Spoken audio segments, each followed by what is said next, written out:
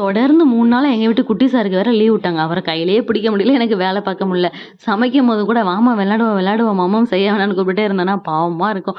அதனால அவன் கூட தான் மேக்ஸிமம் டைம் ஸ்பெண்ட் பண்ணிட்டு இருந்தேன். அதனால கிச்சன் வந்து கிளீன் பண்ணவே இல்ல. முக்கியமா இந்த அடுப்பு தான் ரொம்ப கேவலமா இருந்தது.